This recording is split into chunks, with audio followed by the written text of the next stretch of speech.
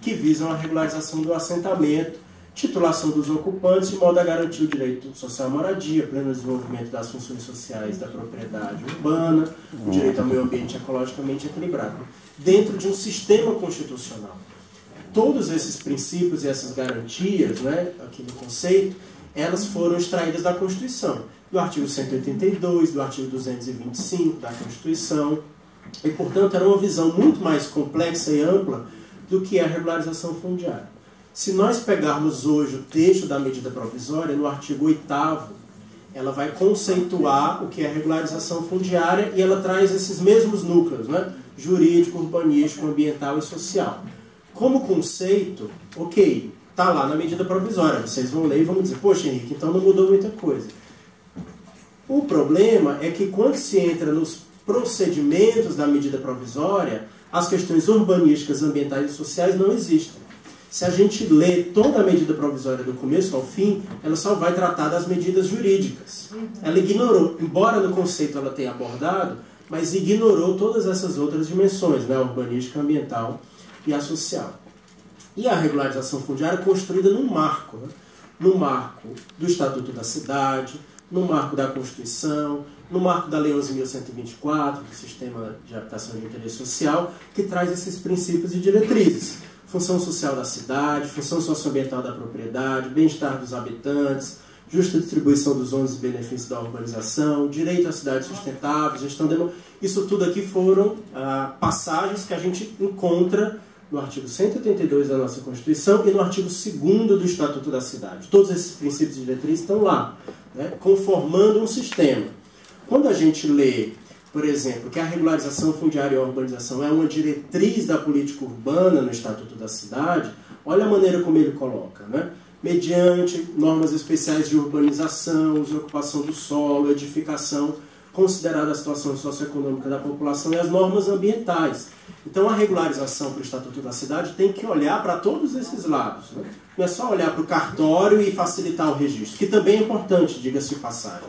Às vezes parece que a gente está fazendo um discurso anti-registro, anti-segurança da posse, anti-titularização. Não é verdade, né? Eu quero deixar isso bem claro, que nós somos totalmente favoráveis à segurança da posse, mas desde que ela consiga dialogar com essas dimensões.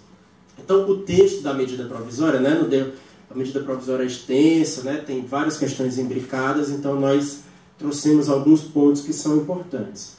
Quando no artigo 8º ele conceitua, no parágrafo único ele traz os princípios. Então, se a gente comparar com esses princípios, né, que vem da Constituição e do Estatuto da Cidade, com os princípios que estão no parágrafo único da medida provisória, competitividade é estranho à política urbana. Sustentabilidade econômica é estranho, porque para nós é direito a cidades sustentáveis, nas suas várias dimensões, né? Social e ambiental. Ordenação territorial não é um princípio, não é uma diretriz, é uma competência, é uma atribuição, né? O ordenamento territorial, uma atribuição do município. Isso não é um princípio da política urbana, isso é uma competência constitucional da política urbana. Princípio da eficiência energética, o que isso quer dizer? Que agora todas as casas vão ter teto com placa solar, não sei, né? É muito estranho, né, a toda a construção desses últimos anos. Complexidade funcional. Então, nós tínhamos outros princípios que foram ignorados, né? Eles não estão presentes na medida provisória. E o que vem, é muito interessante, né? Quem ainda não leu, eu sugiro que leia a exposição de motivos dessa medida provisória. Ela tem mais de 150 parágrafos, é bastante extensa, porque são vários temas, né? E eu destaquei aqui 3 parágrafos dele. Claro que eles vão falar do direito à moradia, claro que eles vão falar da Constituição, é evidente, isso faz parte, né, desse processo legislativo das medidas provisórias, mas tem alguns que revelam, né, as intenções de maneira mais explícita, como, por exemplo, o fato de que o reconhecimento desses direitos dessa população, né, dos imóveis informais, permite que esses imóveis, que antes eram irregulares, vão servir de base para o investimento do capital produtivo brasileiro, na medida em que podem ser oferecidos em garantia de operações financeiras. Qual é a ideia por trás disso? É que se essa família tem seu título, ela pode ir ao banco e conseguir mais crédito, né, com esse título. Essa ideia é uma ideia antiga, que já vem dos programas peruanos, né, aqui na América Latina, que os bancos internacionais tentaram vender, mas que no Brasil não cola muito, porque mesmo quando acontece a titulação, primeiro que essa família não vai hipotecar seu imóvel no banco. Esse fenômeno não acontece assim corriqueiramente. Segundo que nós temos um outro conceito jurídico aqui, que é bem de família, que vem lá do direito civil. Bem de família é empenhorável, tem uma proteção específica. Normalmente essa população de baixa renda só tem aquele imóvel que se configura como bem de família. Então ele também não vai conseguir ter acesso, né, às instituições financeiras com essa facilidade, mesmo que ela tenha o título de propriedade registrado. Então, na verdade, nós temos aqui uma imagem construída que não se confirma na realidade. Mesmo hoje, quando o título de propriedade é conferido, não significa que as famílias têm maior acesso a crédito, né? Uma outra questão que está lá na exposição de motivos é que ela vai contribuir para maior arrecadação, né? Que essas famílias vão pagar IPTU, vão pagar ITR, vão pagar ITBI.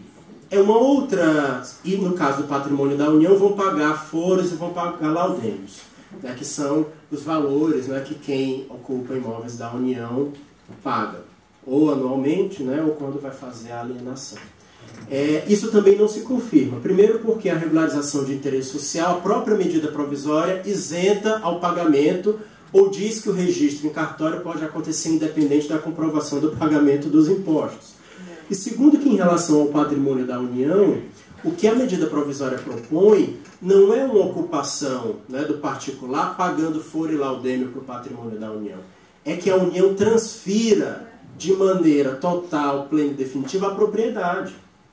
Então não vai haver essa relação entre o ocupante e o patrimônio da União. A União vai simplesmente doar, em muitos casos, esse patrimônio. Então não vai ter pagamento de foro, não vai ter pagamento de laudêmio. Então essa ideia do aumento da arrecadação, não sei até que ponto ela vai se confirmar. E o último ponto é que fica lá em um determinado momento na exposição de motivos, quando ela diz que se essa terra, seja urbana ou rural, não está registrada no cartório, né, ela está fora da economia, ela não pode ser transacionada, ninguém vai comprar e vender, o que não é verdade, que nós sabemos que na favela tem compra e venda, tem aluguel o tempo todo. Talvez ela não esteja no mercado formal de terras, que é uma outra questão, mas na economia ela está, né, ela está inserida.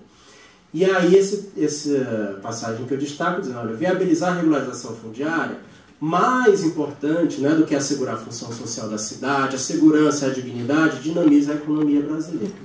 Então, coloca num patamar como se fosse mais importante titularizar do que dar dignidade para os assentamentos, do que dar segurança da posse para os assentamentos e do que cumprir a função social. É o contrário, gente.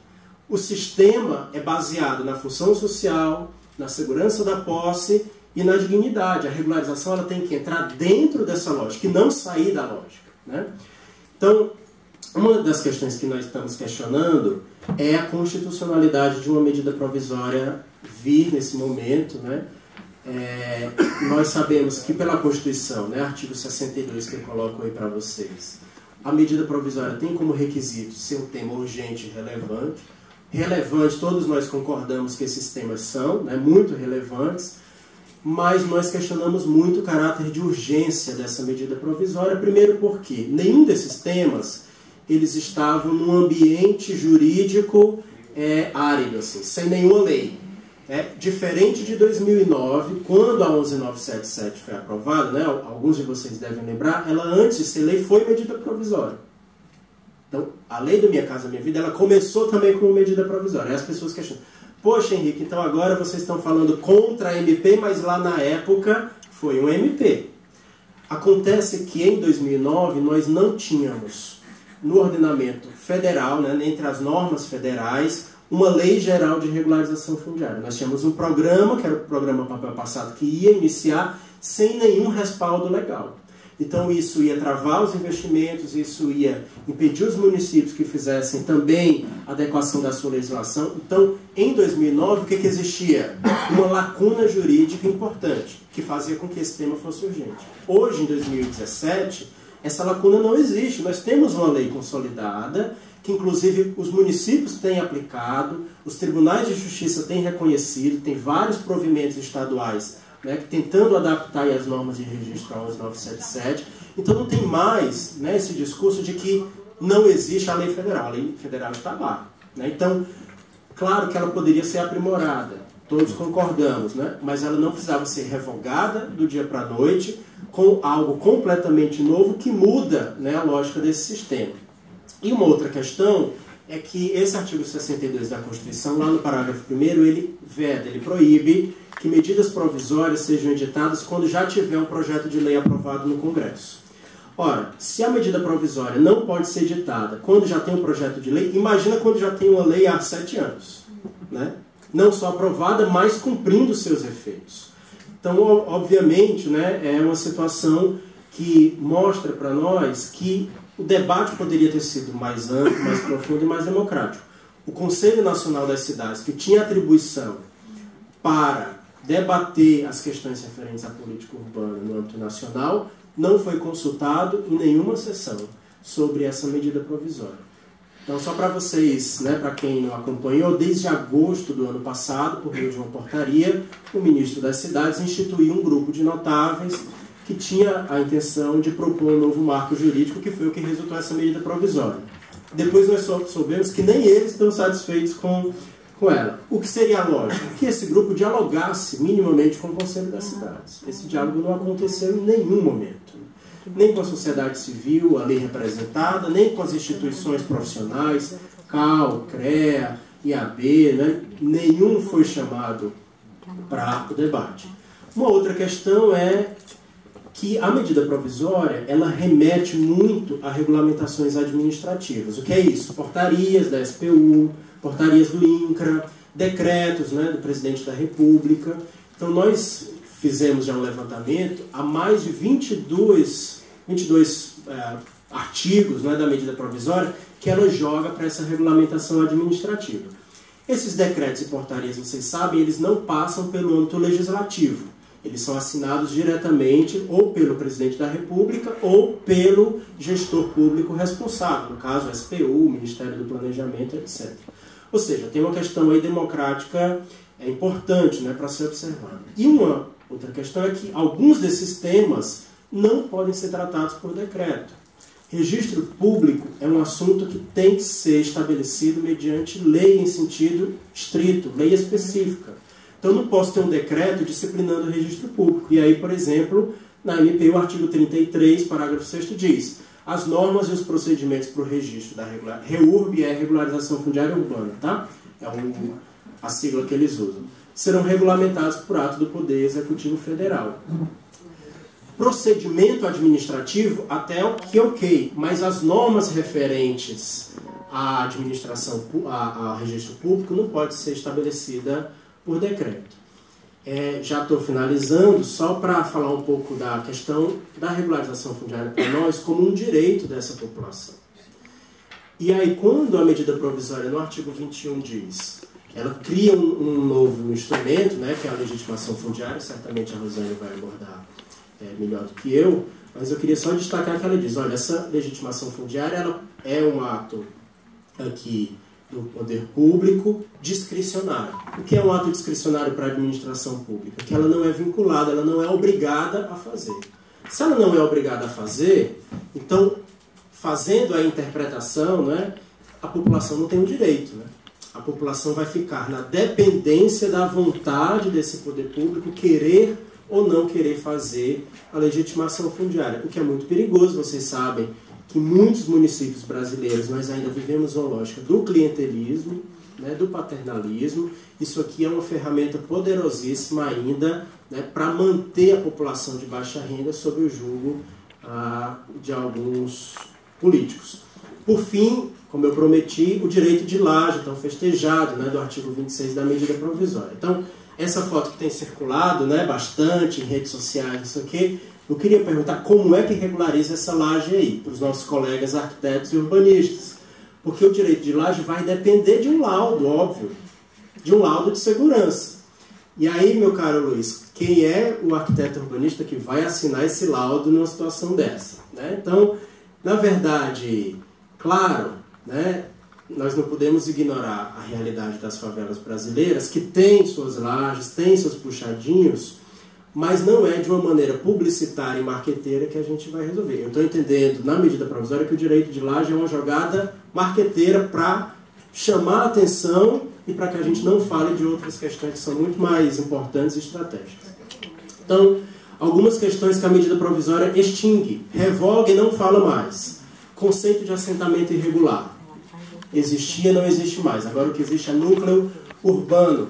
Uma coisa não impedia a outra. Eu podia ter os dois conceitos convivendo, sem problema nenhum. Não precisava ter revogado assentamento irregular. Área urbana consolidada. Para eu fazer regularização em área de preservação permanente, né, que as resoluções do CONAMA já permitem, que o Código Florestal permite, eu preciso ter uma área urbana consolidada. Se eu não sei mais o conceito, porque ele foi apagado, como é que eu vou fazer a regularização dessa população? Zona especial de interesse social. Quantos planos diretores nos últimos anos têm incorporado a noção de ZEIS? Né? Uma experiência que veio de Recife, do ABC Paulista, e que hoje está pulverizada em tantos municípios com planos diretores pós-Estatuto da Cidade. Nós não sabemos mais o que é uma ZEIS, porque não tem mais conceito na legislação federal. O princípio da permanência, ou, conversando com o Marcelo mais cedo, o princípio da não remoção, né? Que a 11977 dizia que, havendo qualquer alternativa de permanecer, essa é a prioridade da política pública. A remoção nunca tem que ser a prioridade, nem o plano B. A remoção tem que ser a situação mais extrema da extrema, né? Inclusive, quando existe situação de risco, é preciso trabalhar tecnicamente para sanar o risco antes de cogitar qualquer tipo de remoção. E a demarcação urbanística também desapareceu, que era um instrumento importante. E, por fim, ela traz uma noção, na medida provisória, de infraestrutura essencial e não diz o que é. Tá? Então, nós temos uma noção na legislação de infraestrutura básica, que está lá na Lei 6766 de parcelamento do solo, que é saneamento ambiental, né? Águas pluviais, esgotamento sanitário, iluminação pública, abastecimento de água potável e tal. Mas essa infraestrutura essencial, a medida provisória não diz do que se trata. Então, se ela é condição para a regularização acontecer, nós estamos dando um tiro no escuro, porque que infraestruturas compõem o que ela está chamando de essencial? E esse essencial, de fato, vai assegurar a qualidade de vida nesses assentamentos? Né? Essa é uma questão também preocupante. Bom, gente, desculpem pelo tempo, mas foi um passeio ainda assim rápido, né? Espero que tenha contribuído para o debate.